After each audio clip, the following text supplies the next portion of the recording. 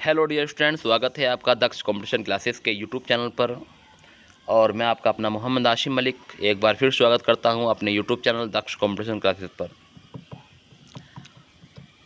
हम आपको कर्मचारी चयन आयोग एसएससी स्टेनोग्राफर भर्ती परीक्षा के प्रीवियस प्रश्न करा रही हैं सॉल्व, और जीएस का सेशन हम आपके लिए लेकर आ रहे हैं। वेरी महत्वपूर्ण सेशन रहता है हमारा जीएस का क्वेश्चन, क्योंकि आप लोग जानते हैं कि जीएस का ऐसा पोर्शन जो हमारे लिए वेरी महत्वपूर्ण होता है और एग्ज़ाम में काफ़ी अच्छे नंबर से पूछे जाने वाले प्रश्न होते हैं। तो आप उन जीएस के सभी प्रश्नों को हम लगाते हैं जो हमारे एग्ज़ाम में आते हैं। तो आज हम आपके लिए एसएससी स्टेनोग्राफर के ऐसे प्रश्न लेकर आए हैं जो आपके लिए वेरी महत्वपूर्ण हैं, जो कर्मचारी चयन आयोग में पूछे जाते हैं। एसएससी स्टेनोग्राफर के महत्वपूर्ण प्रश्न।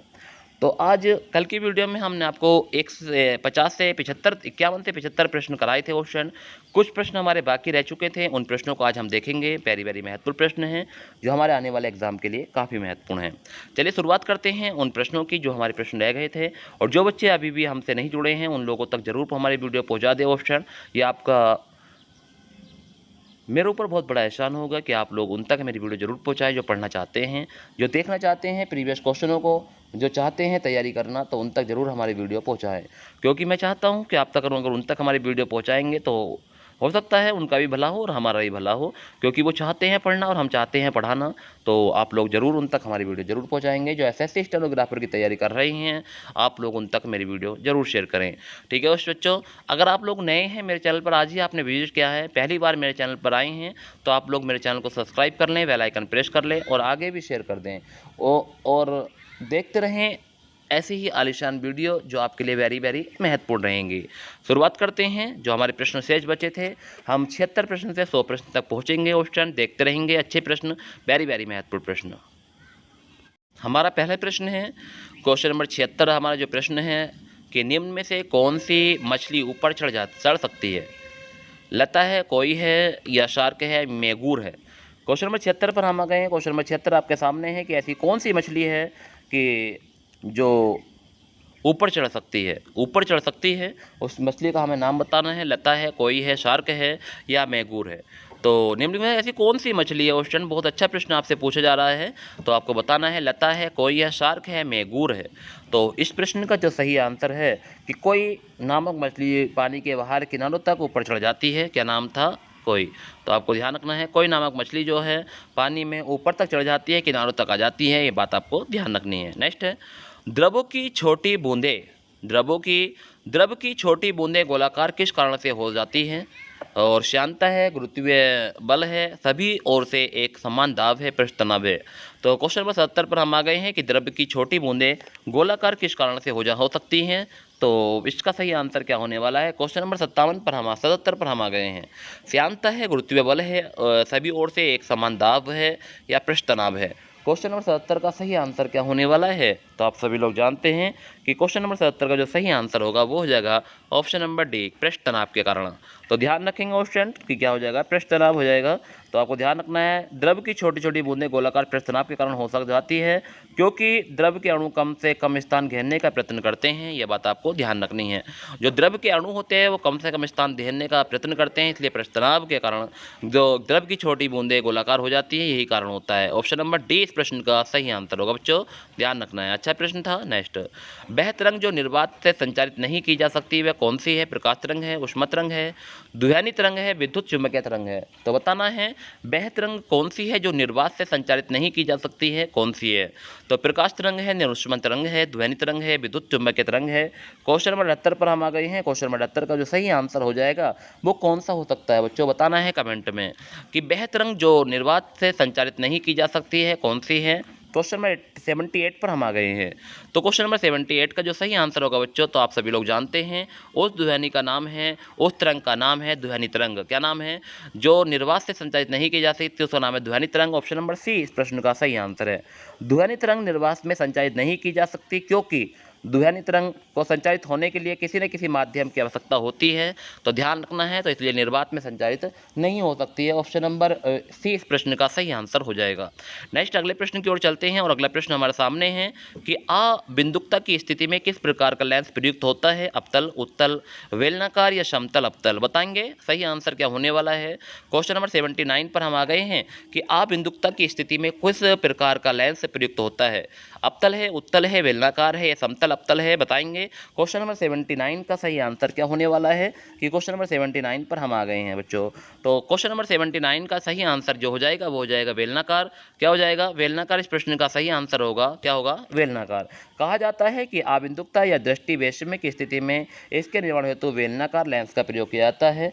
तो आपको ध्यान रखना है कि क्या हो जाएगा इस प्रश्न का सही आंसर। ऑप्शन नंबर सी इस प्रश्न का सही आंसर होगा।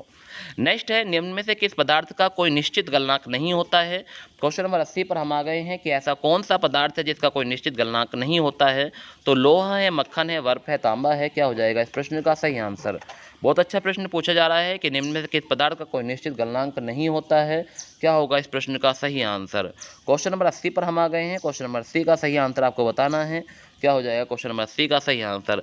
तो किस पदार्थ का कोई निश्चित गलनांक नहीं होता है? तो इस प्रश्न का जो सही आंसर होने वाला है वो हो जाएगा, आप सभी लोग जानते हैं कि मक्खन हो जाएगा इस प्रश्न का सही आंसर। तो ध्यान रखेंगे कि किस पदार्थ का कोई निश्चित गलनांक नहीं होता है, तो ऑप्शन नंबर बी इस प्रश्न का सही आंसर होगा। मक्खन ऐसा पदार्थ है जिसका कोई निश्चित गलनांक नहीं होता है, तो ऑप्शन नंबर बी इस प्रश्न का सही आंसर हो जाएगा बच्चों। ठीक है, ध्यान रखेंगे। अगले प्रश्न की ओर आ गए हैं कि किसी संगठन की उस प्रणाली को क्या कहते हैं जिसमें जनता, यंत्र, सामग्री, प्रक्रिया, सामग्री तथा जल क्रम संसाधनों का उपयोग सूचना के संग्रहण, रूपांतर तथा प्रकीर्णन के लिए किया जाता है? कितना अच्छा प्रश्न है क्वेश्चन, कई बार एग्जाम में पूछा गया है और आपको पता है कि इस एग्जाम में तो ये प्रश्न आया ही था, तो इसलिए आप लोगों को अच्छे से पढ़ना है कि ऐसा संगठन किसकी प्रणाली को कहते हैं जिसमें जनता यंत्र, सामग्री, प्रक्रिया, सामग्री तथा जलक्रम संसाधनों का उपयोग सूचना के संग्रहण, रूपांतर तथा प्रकीर्णन के लिए किया जाता है?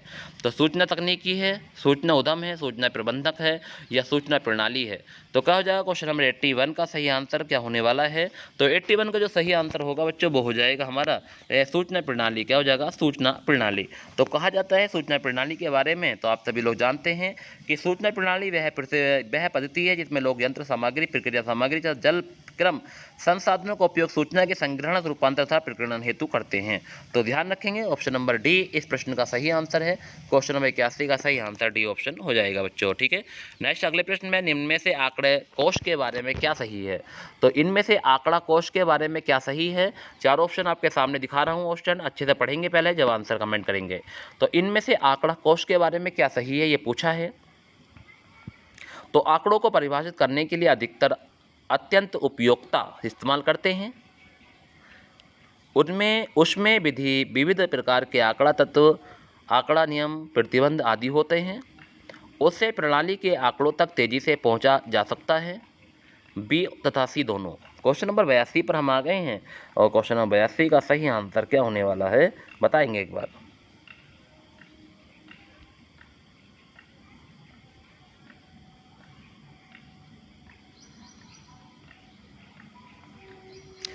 तो इस प्रश्न का जो सही आंसर हो जाएगा बच्चों वो हो जाएगा डी, बी और सी दोनों। तो ध्यान रखेंगे आंकड़े कोश के बारे में सही कहा जाता है, तो ये विकल्प में से बी तथा सी दोनों सही हैं। तो इसमें विविध प्रकार के आंकड़े तत्व, आंकड़े नियम, प्रतिबंध आदि होते हैं और इसमें प्रणाली के आंकड़ों तक तेजी से पहुंचा जा सकता है। और वी और सी दोनों प्रश्न सही है। जब वर्षा तड़ित झंझा के साथ होती है तो वर्षा का जमा जल कैसा होता है? बताओ। कितना अच्छा प्रश्न है क्वेश्चन, बहुत अच्छा प्रश्न है, अच्छा प्रश्न है क्वेश्चन। अच्छे से क्वेश्चन को देखते रहेंगे कि जब वर्षा तड़ित झंझा के साथ होती है, बहुत तेज होती है, तो वर्षा का जमा किया जल कैसा होता है? शुद्ध होता है, अम्लीय होता है, क्षारीय होता है या विद्युतीय जल होता है? तो जब वर्षा तड़ित झंझा के साथ होती है यानी बिजली चमकने के साथ होती है तो वर्षा का जमा किया जल कैसा होता है? तो आप सभी लोग जानते हैं 83 का जो सही आंसर होने वाला है वो जाएगा अम्लीय जल होता है। क्या जल होता है?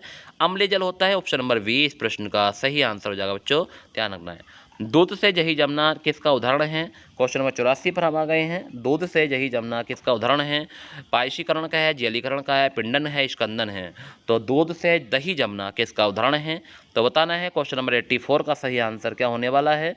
तो आप सभी लोग जानते हैं कि क्वेश्चन नंबर 84 का जो सही आंसर होने वाला है तो स्कंदन कहलाता है। क्या कहलाता है? ऑप्शन नंबर डी हो जाएगा। दूध से दही जमना का जो इसका कारण उदाहरण है तो वो हो जाएगा स्कंदन हो जाएगा। ऑप्शन नंबर डी इस प्रश्न का सही आंसर होगा बच्चों। तो ध्यान रखेंगे कि दूध से दही जमना किसका उदाहरण है? स्कंदन का उदाहरण कहलाता है। ऑप्शन नंबर डी इस प्रश्न का सही आंसर होगा। नेक्स्ट है टेरिलीन, एथिलीन, एल्काइन नहीं एल्काइकोल, ग्लाइकोल बोलते थे, ठीक है। टेरिलीन, एथिलीन, ग्लाइकोल तथा किस अम्ल का बहुलक है?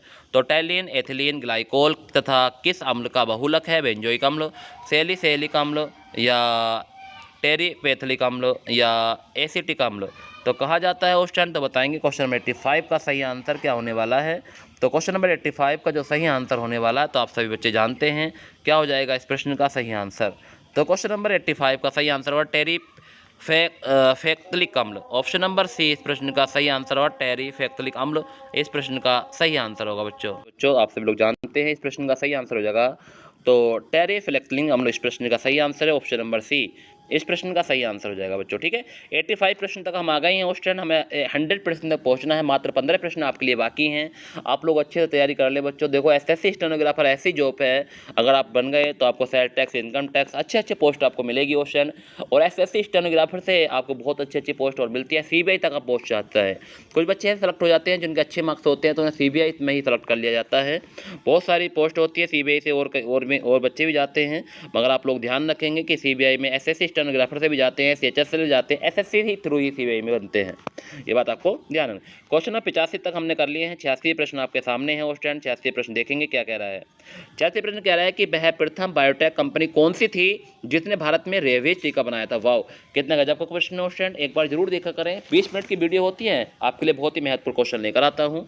तो वह प्रथम बायोटेक कंपनी कौन सी थी जिसने भारत में रेवेज का टीका बनाया था? क्वेश्चन नंबर 86 पर हम आ गए हैं। तो उसका नाम क्या था? शांता बायोटेक था, भारत बायोटेक था या बायोशोर्स बायोटेक था या बायोकॉन बायोटेक था? तो वह बायोटेक कंपनी कौन थी जिसने भारत में रेबीज का टीका बनाया था? तो इस प्रश्न का जो सही आंसर है बच्चों वो हो जाएगा भारत बायोटेक। भारत बायोटेक थी। ऑप्शन नंबर बी सही आंसर है, भारत बायोटेक। गिरवन क्षेत्र में कौन से पशु अधिक संख्या में हैं? बाघ है, शेर है, हाथी है, गेंडा। तो बताएंगे जो गिर वन क्षेत्र है उसमें कौन से पशु अधिक संख्या में हैं? तो बताना है आप लोगों को कि गिर वन क्षेत्र में कौन सा पशु अधिक संख्या में है? बाघ, शेर, हाथी, गेंडा। तो क्वेश्चन नंबर 87 पर हम आ गए हैं। तो आप सभी लोग जानते हैं कि इस प्रश्न का सही आंसर जो होने वाला है वो हो जाएगा शेर। ऑप्शन नंबर बी इस प्रश्न का सही आंसर है कि गिर वन क्षेत्र में शेरों की संख्या अधिकतम है। किसकी संख्या? शेरों की संख्या अधिकतम है। ऑप्शन नंबर बी इस प्रश्न का सही आंसर है। पृथ्वी शिखर सम्मेलन कहाँ आयोजित किया गया था? तो अफ्रीका में, लंदन में या स्टॉकहोम में या रियो डी जेनेरियो में? तो पृथ्वी शिखर सम्मेलन कहाँ आयोजित किया गया था ये बताना है। अफ्रीका, लंदन, स्टॉकहोम या रियो डी जेनेरियो? तो बताना है। क्वेश्चन नंबर 88 का सही आंसर क्या हो जाएगा? तो पृथ्वी शिखर सम्मेलन का आयोजित किया गया था। तो आप लोग जानते हैं कि विश्व पृथ्वी यानी पृथ्वी शिखर सम्मेलन वर्ष 1992 में 1892 बोला मैंने, 1992 में रियो डी जेनेरियो। तो ऑप्शन नंबर डी इस प्रश्न का सही आंसर है कि रियो डी जेनेरियो में हुआ था। कब हुआ था? 1992 में। तो आपको ध्यान रखना है रियो डी जेनेरियो में आयोजित किया गया था। ध्यान रखना ऑप्शन नंबर बी डी सही प्रश्न इस प्रश्न का सही आंसर है। नेक्स्ट अगले प्रश्न में चलते हैं। जैव आवर्धन सामान्यतः किन से प्रकट होता है? विटामिन, खनिज, शर्करा या पीड़कनाशी? तो जैव आवर्धन सामान्यतः किन से प्रकट होता है यह बताना है। क्वेश्चन नंबर 89 पर हम आ गए हैं। तो विटामिन है, खनिज है, शर्करा है, पीड़कनाशी है। तो इस प्रश्न का जो सही आंसर होने वाला बच्चों वो हो जाएगा पीड़कनाशी से। तो जैव आवर्धन सामान्यतः किससे प्रकट होता है? तो पीड़कनाशी इस प्रश्न का सही आंसर है। ऑप्शन नंबर डी इस प्रश्न का सही आंसर हो जाएगा। ऑप्शन नंबर 89 पर हम आ गए थे। इसका सही आंसर क्या हो जाएगा? ऑप्शन नंबर डी इस प्रश्न का सही आंसर होगा। मृदा अपरदन से बचाव के लिए किस तकनीक का इस्तेमाल किया जाता है? सस्यावर्तन, वेदिका करण, ह्यूमस पुनः स्थापना या परती छोड़ना? ऑस्ट्रेंड ऐसे प्रश्न हैं, बताओ कितना गजब का प्रश्न है। मृदा अपरदन से बचाव के लिए किस तकनीक का प्रयोग किया जाता है? अच्छा प्रश्न है नहीं, बताओ। अगर आप एक बार पढ़ लोगे तो जरूर ध्यान रहेगा कि क्या बताया था मैंने इस प्रश्न का सही आंसर। तो क्वेश्चन नंबर 90 पर हम आ गए हैं। क्वेश्चन नंबर 90 का सही आंसर क्या होने वाला है? तो क्वेश्चन नंबर 90 का सही आंसर है वेदिकाकरण। ऑप्शन नंबर बी इस प्रश्न का सही आंसर है, वेदिकाकरण। ऑप्शन नंबर बी इस प्रश्न का सही आंसर है। तो कहा जाता है कि मृदा प्रतिरोध के लिए वेदिकरण नामक तकनीक का इस्तेमाल किया जाता है। ऑप्शन नंबर बी इस प्रश्न का सही आंसर है।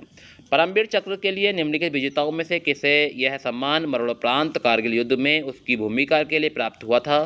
तो major Somnath, lieutenant Manoj Pandey, second lieutenant Arun Kshetarpal या नायब सूबेदार वाना सिंह।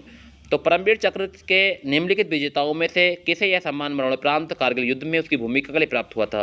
क्वेश्चन नंबर 91 पर आ गए हैं। क्वेश्चन नंबर 91 का सही आंसर आप लोग जानते हैं तो जरूर बताएं। तो क्वेश्चन नंबर 91 का सही आंसर हो जाएगा second Manoj Pandey. Option number 20 प्रश्न का सही आंसर है। एक बार थोड़ी डिटेल सुनेंगे बच्चों, बताता हूँ इसके बारे में।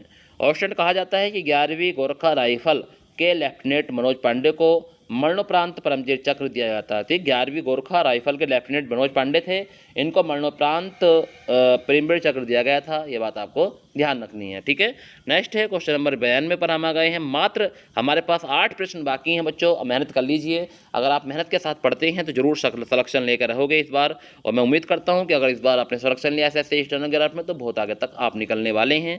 तो 30 मई 2011 को गुवाहाटी में 65वें संस्करण में गुवाहाटी में 65वें संस्करण में राष्ट्रीय फुटबॉल चैंपियनशिप की संतोष ट्रॉफी किसने जीती? तो 30 मई, ये करंट अफेयर क्वेश्चन था, 2011 में ये पेपर कराया गया था। 10/8/2011 को देखो तो 30 मई का क्वेश्चन ने पूछा है। तो ऐसे ही 6 महीने पुराना करंट अफेयर आता है बच्चों, तो ध्यान रखना है। ये हम आपको वो प्रश्न करा रहे हैं जो अब तक पूछे गए प्रश्न है।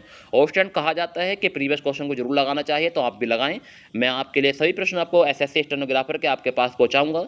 आप लोग कम से कम समय में इन प्रश्नों को देख सकते हैं। अच्छे प्रश्न है, वेरी वेरी महत्वपूर्ण प्रश्न है, जो आपके एग्जाम के लिए काफ़ी बेनिफिशियल होंगे, महत्वपूर्ण होंगे। आप लोग जरूर विश्वास के साथ पढ़िए।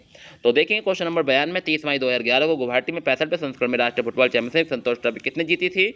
अगर आपको नहीं पता है अब तक तो आज पता चल जाएगा। तो किसका सही आंसर है? Paschim Banga. Option number A इस प्रश्न का सही आंसर हो जाएगा, पश्चिम बंग ने जीती थी।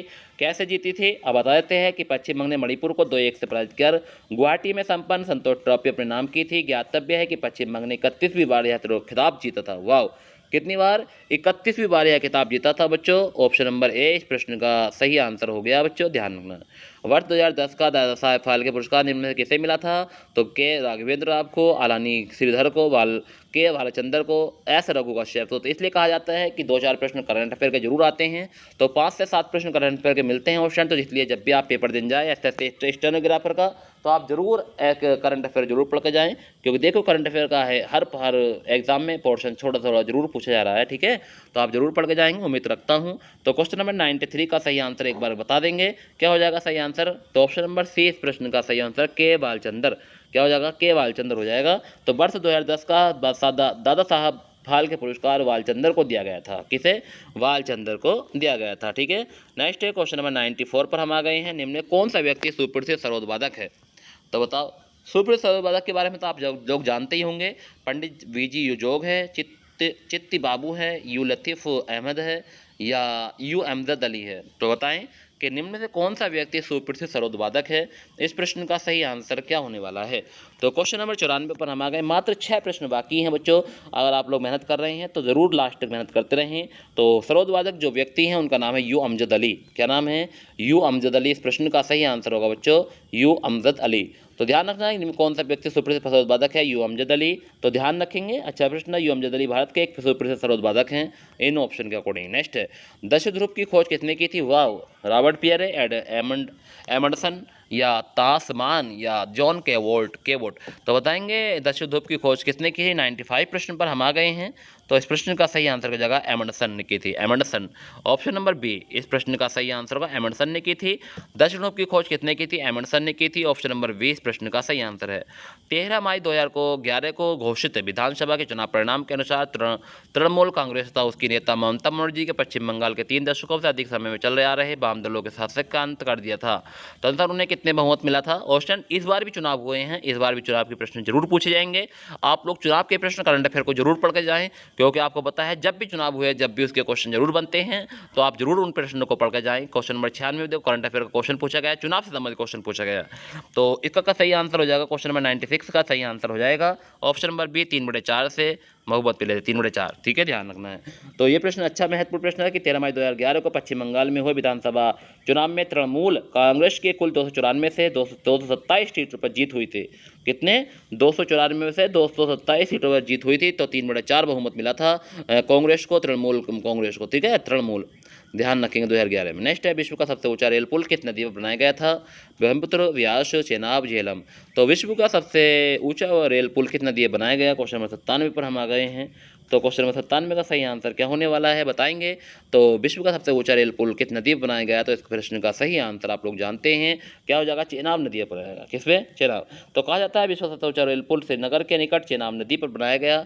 श्रीनगर के निकट है ये चेनाब नदी, तो ध्यान रखना है, उस पर बनाया गया है। ठीक है, रेल पुल।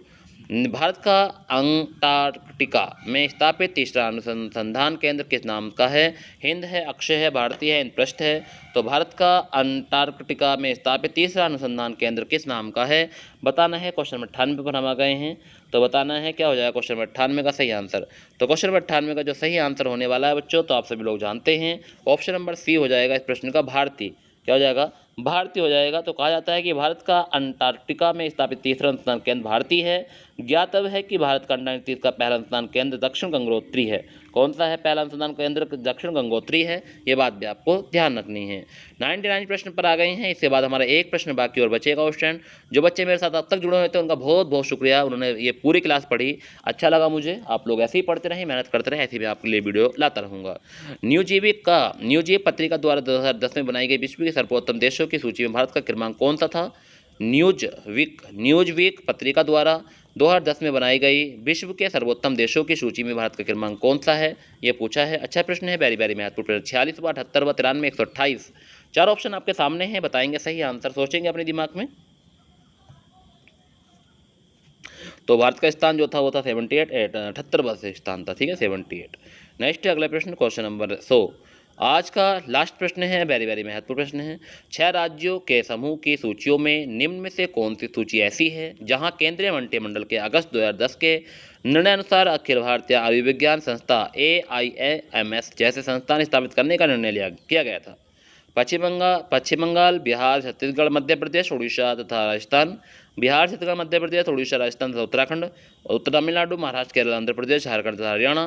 केरल, कर्नाटक, असम और मणिपुर, पंजाब तथा हिमाचल प्रदेश। तो क्या हो जाएगा इस प्रश्न का सही आंसर, जरूर बताएंगे लास्ट प्रश्न का कमेंट में सही आंसर क्या होने वाला है। तो इस प्रश्न का जो सही आंसर होगा बच्चों वो हो जाएगा बिहार, छत्तीसगढ़, मध्य प्रदेश, उड़ीसा, राजस्थान तथा उत्तराखंड। बिहार, छत्तीसगढ़, मध्य प्रदेश, उड़ीसा, राजस्थान तथा उत्तराखंड। कहा जाता है कि केंद्रीय मंत्रिमंडल के ने अगस्त 2010 में बिहार, छत्तीसगढ़ व मध्य प्रदेश, उड़ीसा, राजस्थान तथा उत्तराखंड में नए अखिल भारतीय आयुर्विज्ञान संस्थान AIIMS खोलने का निर्णय लिया है। तो यही थे हमारे SSC स्टेनोग्राफर के महत्वपूर्ण प्रश्न। आपको कैसे लगे आप लोग जरूर मुझे कमेंट में बताना बच्चों, कि हमने 2 वीडियो में आपको कंप्लीट कराए हैं। 100 प्रश्न थे और नहीं 50 प्रश्न थे, 25-25 प्रश्न करके हमने आपको कंप्लीट कराए हो स्टूडेंट, और आपके लिए वेरी वेरी बेनिफिशियल होंगे। आप इस क्लास को पूरा जरूर देख लेना। अगर आपने इसकी पहली क्लास नहीं देखी है तो आप वीडियो में जाकर वहाँ पर देख सकते हैं पहली क्लास। ठीक है, तो हमारे चैनल पर सही वीडियो आपके लिए पड़ी हुई है। रीजनिंग की महत्वपूर्ण वीडियो आपके लिए पड़ी है, कैलेंडर है, क्लॉक है, बहुत सारी वीडियो प्लेलिस्ट में जाकर आप देख सकते हैं। बहुत सारी वीडियो है जो रीजनिंग की, जो आपसे नहीं आता है आप एक बार जरूर देख लेना। जो बच्चे इधर उधर टहलते रहते हैं, कुछ समझते नहीं हैं, तो वो चीज़ जरूर देखना, क्योंकि आपको पता है कि हम आपके लिए बहुत सारी चीज़ें हमने अपने यूट्यूब पर अपलोड कर रखी हैं। आप लोग अगर देखना चाहते हैं तो वहाँ से देख सकते हैं। ठीक है बच्चों, तो यूट्यूब पर भी हमारे आपको बेसिक तरीके से बता रखा है कि हमारा क्या क्या चीज़ होती है बेसिक, बहुत सभी चीज़ें। जो बच्चा बेसिक नहीं जानता है तो हमारे यूट्यूब चैनल से जरूर सीख सकता है। ठीक है, तो आज की क्लास का समापन यहीं तक करते हैं। Thank you very much student, अपना ख्याल रखेंगे, अच्छे से रहेंगे, और नेक्स्ट वीडियो आपको कल इसी YouTube channel Daksh competition classes पर मिलेगी। ठीक है, thank you very much student, अच्छे से रहेंगे, अपना ख्याल रखेंगे। Bye bye, tata, bye bye.